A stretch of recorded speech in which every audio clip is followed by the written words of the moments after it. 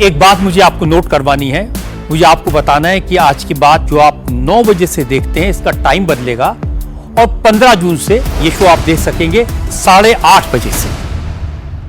खबरें बहुत सारी हैं और अब तो ऐसा लग रहा है कि तृणमूल कांग्रेस ने यह तय किया है या उनके सांसदों ने यह तय किया है कि सारा झटका एक बार में क्यों देना, धीरे धीरे दिल तोड़ते चलो ममता बनर्जी का, ऐसा ही लग रहा है। सर दर्द भी किश्तों में दर्द बांटा जा रहा है। बिल्कुल ठीक कहा सर आपने, वजह आपको बताऊंगा उसकी।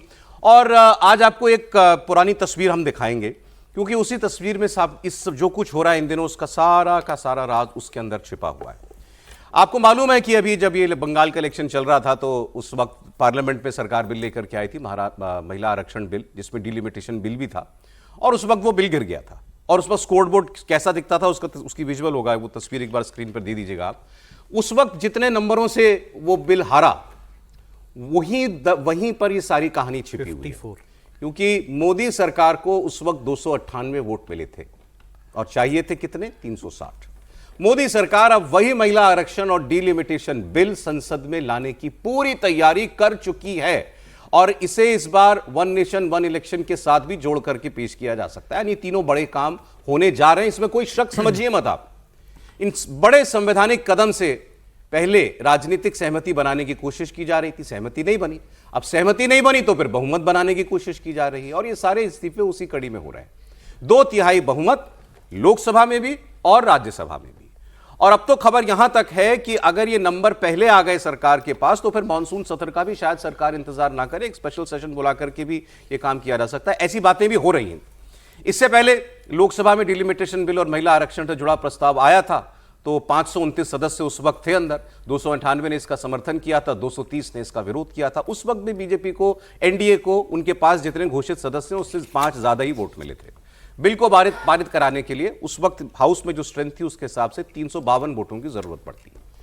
सरकार अब ये नंबर कहां से आएंगे इस पर काम कर रही है। इसी कड़ी में टीएमसी के ये लोकसभा के 19 बागी सांसद, अब इनको स्पीकर कब बुलाते हैं ये देखना होगा। डीएमके के 22 सांसद जो कंडीशनल सपोर्ट देने के लिए तैयार हैं, इन्हीं दोनों को आप जोड़ लीजिए 339 तक तो ये आंकड़ा जो है अपने आप पहुंच ही जाता है।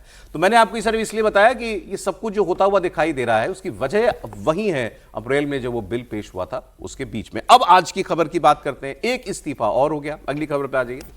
आज टीएमसी के एक और राज्यसभा सांसद ने इस्तीफा दे दिया। इनका नाम है प्रकाश चिक बराइक। प्रकाश चिक बराइक साहब कह रहे हैं कि जो मैंडेट बंगाल में आया उसके बाद मुझे लगा कि मुझे अपने पद पर नहीं रहना चाहिए। तो इस तरीके से अब तृणमूल कांग्रेस के 19 लोकसभा सांसद घोषित तौर पर कह रहे हैं कि हम लोग अलग गुट बनाकर एनडीए के साथ जा रहे हैं और राज्यसभा के 13 में से उनके 3 सांसदों के इस्तीफे हो चुके हैं। चौथे सांसद का नाम लगातार चल रहा है कि वो इस्तीफा उनका बस होने ही वाला है, किसी भी दिन हो सकता है। तो 13 में से 3, 4, 5 ये नंबर कहीं भी जा सकता है। और अब तृणमूल कांग्रेस के लिए 5-6 तो आप बोल ही रहे, आप भी कह रहे थे 5-6 तक तो ये मामला जाएगा ही।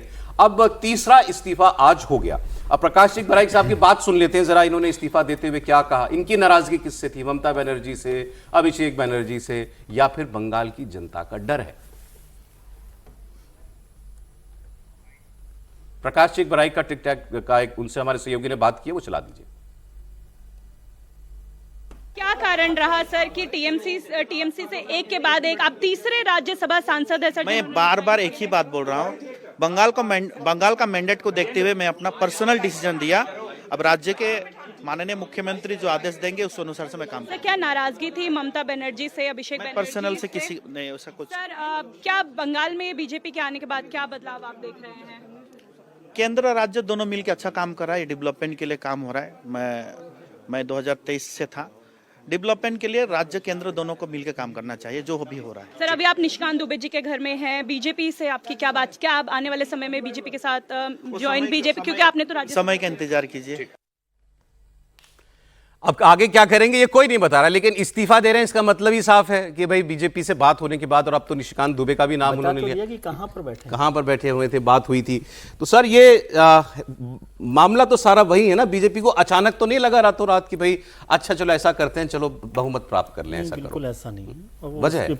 वजह है कि क्या होने वाला है मानसून सत्र में, सरकार की तैयारी किस तरह से। अब जरूरी नहीं कि वो बिल्कुल वैसा वैसे ही चला जाए, पॉलिटिक्स में तो बहुत सारी चीज़ें चलती रहती है, लेकिन वो एक्सरसाइज वही है और उसी रास्ते पर पार्टी चल रही है और बातचीत चल रही है। और जो जिक्र कल एक मैंने आपको किया था कि इंटेलिजेंस एजेंसीज के एक बड़े ऑफिसर ने जो मुझे बताया था कि भाई चुनावों के दौरान भी 40 विधायकों के साथ बीजेपी टच में थी बंगाल इलेक्शन में, विधानसभा में, कि मान लीजिए भारतीय जनता पार्टी को बहुमत नहीं मिलता तो भी वो उनके साथ मिलकर सरकार बनाती। क्योंकि एक जो लाइन शायद आपको याद हो, मैं पहले भी कहा कि पार्टी के हाई कमान का केवल एक लाइन का निर्देश था कि चुनाव जीतना है पश्चिम बंगाल का। वो सब ये दिख रहा है उसका, और उसका क्या ज़रूरत है क्या नहीं है वो सारी बातें भी